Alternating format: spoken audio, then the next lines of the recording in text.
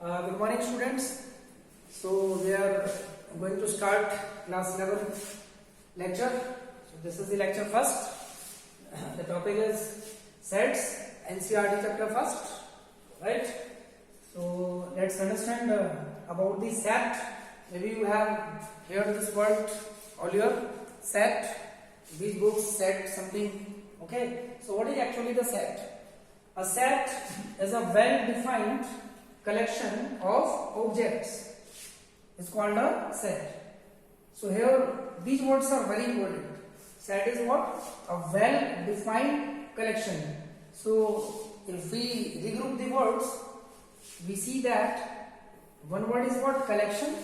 We are familiar with the word collection, that to collect the objects, numbers, anything else, and well-defined. But the collection must be what? A kind of well-defined.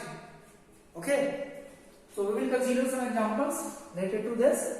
Actually, this theory was given by the German mathematician Mr. George Cantor. He developed this concept. George Cantor was the man who encountered this concept of sets, and he was basically the German mathematician. And he encountered this concept while he was facing the problems on trigonometric series. He was working on this concept, trigonometric series. So he faced that to develop the concept of set. And the knowledge of sets requires simulation functions, probability, sequence and series. You will see in class 11. These are the topics which are important and which will be using in higher classes also. So set is going to be a very important topic. Okay. So now let's start collection. As the word collection is coming, so collection of some things like a pack of cards. You must have viewed the playing cards. 52 cards are there. And further we often speak about a crowd of people. Okay.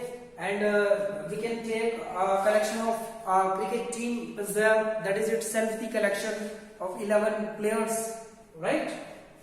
So same as in mathematics, we come across about the numbers. So let's see some collection of numbers.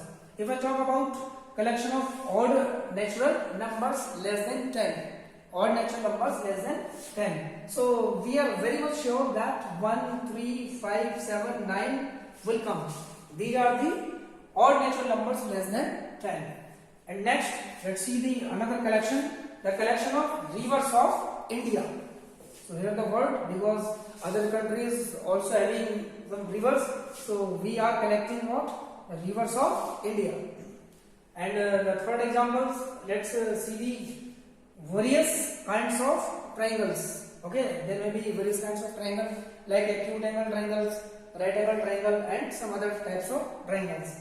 And the next, prime factors of any numbers, so namely 6, and the prime factors are 2 and 3. So this is well defined.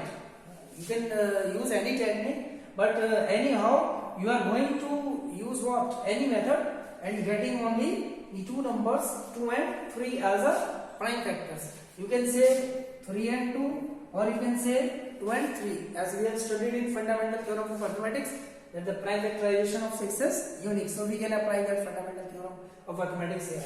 Same as we can take another number, say 12. So the unique factors are here 2 into 2 into 3 or 3 into 2 into 2. We can write. So from these examples we can say that this is what? Well defined. So in these examples we can conclude that each and every examples itself what? And the collection is what? Of well defined.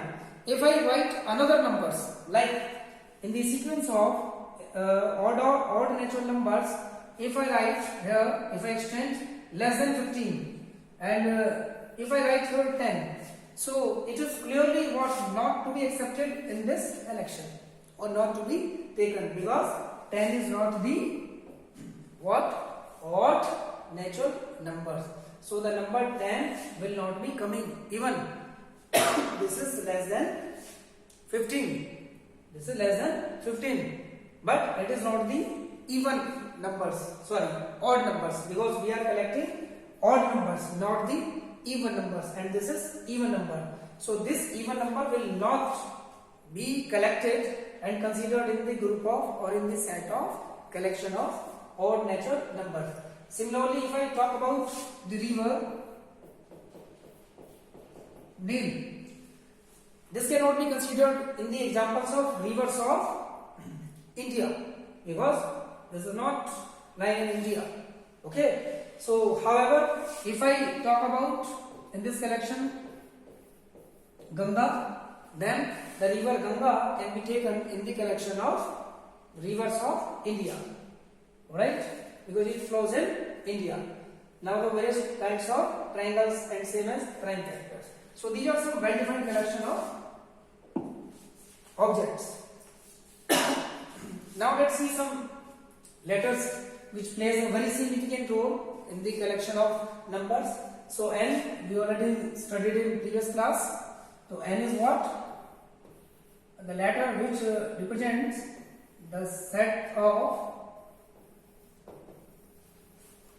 natural numbers. So whenever we write capital N, so it ultimately its meaning is what? We are writing what? Or we are listing set of natural numbers. Similarly, Z stands for set of integers. And you know integers are what? Minus 3, minus 2, minus 1, 0, 1, 2, 3, etc. 7 natural numbers, 1, 2, 3, 4, counting numbers. And next, Q letter.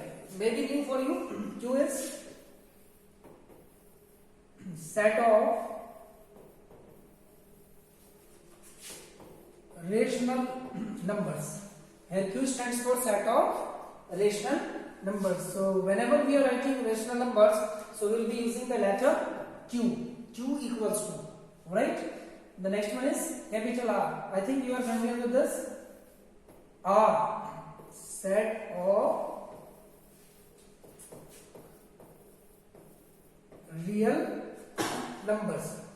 R stands for set of real numbers. Z plus. Z plus means plus sign indicating set of positive integers. If there is a set of positive integer, so we will use the letter Z plus only. Next, Q plus. So Q is what? Set of rational number. So plus means set of only, there is a change, that is positive rational numbers. Right? Next, R plus. So here one is R, real numbers. So plus stands for set of positive real numbers. Same as for if negative numbers are coming, so we'll be using the same symbol with its negative sign. So there are some points which has to be remembered in this topic. Sets basically used by the English alphabets, capital letters like A, B, C and capital X, Y, Z, etc. So we use only English alphabets of capital letters A, B, C, etc. The same point, the elements inside the set which are written, okay, always represented by small letters. Small letters like A, B, C, small x, y, z. These small letters indicating what? The elements of the set, okay, which will be written for a set.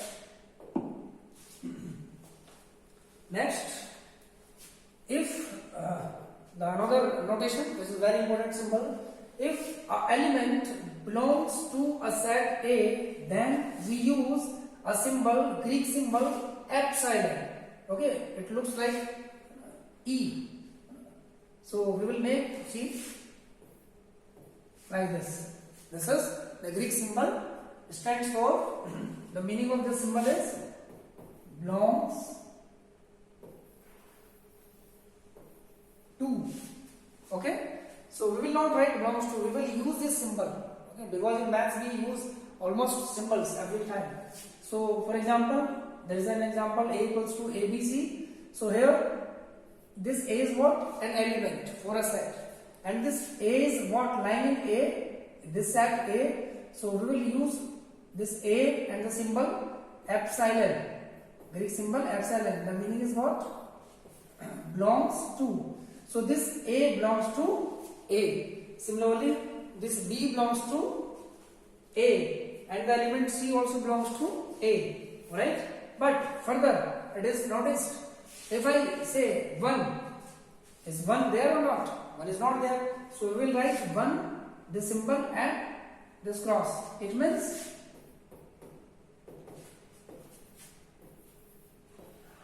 does not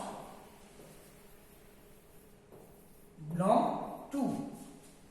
Okay, this symbol means does not belong to. So clearly 1 is not coming. So we will write 1, the number 1 does not belong, then A. Make sure if we write A does not belong to 1, this is wrong. Why? Because, for example, I belong to Savai Madhopur district, but the Savai Madhopur district does not belong to me. It could be taken like this. Okay. So if you write A does not belong to 1 or A belongs to A, it will be like the same meaning. Okay. So this could be taken as, we write here what? First element, then the symbol belongs or does not belongs, then we write set. Always first element comes, then belongs to or not belongs to comes. Okay, or set. Okay, so next we consider another example. In the set of vowels, the letters X, Y, Z, etc. does not belong to V. You know that if I write the set V, vowels,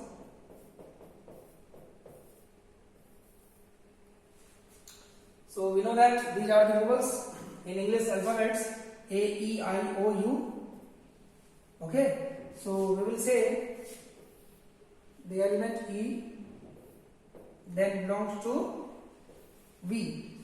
So it means E belongs to V. Okay, now answer to me. If I write Z, fill in the blanks, V, what you will write? Is Z there? No. So Z does not belongs to V. Is it clear? So in the set theory, we use the capital letters C, capital letters D, and we use this curly braces always, right, for denoting a set. Make sure to denote a set, we always use what? This curly braces. If you use except curly braces, then it will be having the different meanings which we will be studying later in the same chapter. So to denote a set, make sure we will use what? This kind of braces called curly braces. Alright?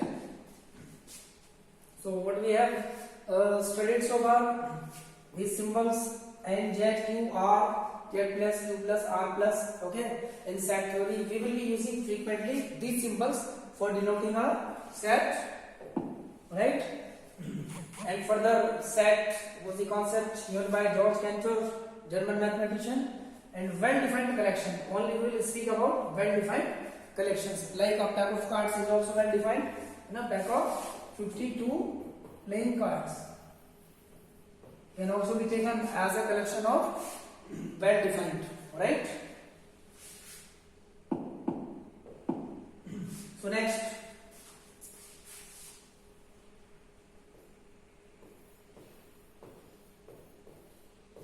methods of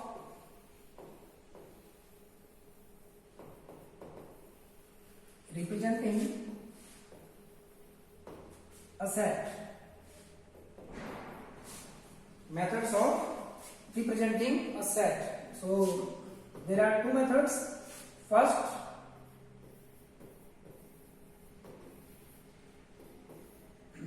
roster method or roster form. or we can say tabular form, and second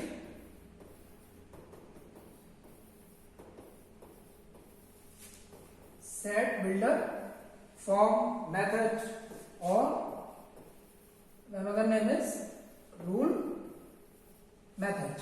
Okay, so we will be studying the methods of representing two sets, roster method and set builder method. Okay, so in the roster form,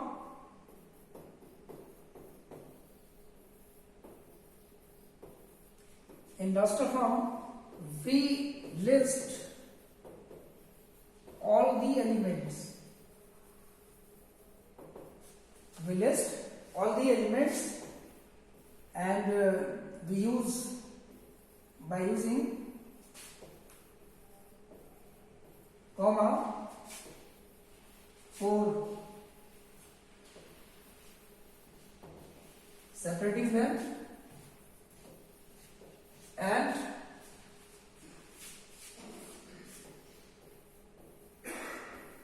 enclose within the braces. Which braces? So where we have to use only this curly braces. Okay, so this is what the roster method. For example, if I write this at A, natural numbers less than 6, so 1, 2, 3, 4, 5 is a set of representing in roster form 1, 2, 3, 4, 5. So make sure we are using comma and we are using this curly braces. Okay, so in the next class we will be studying about set builder form. So I hope you understood something about introduction of this set theory. Okay, the definition of set and some representation. Okay, so I hope you understand. So let's see the next videos. Okay, thank you very much.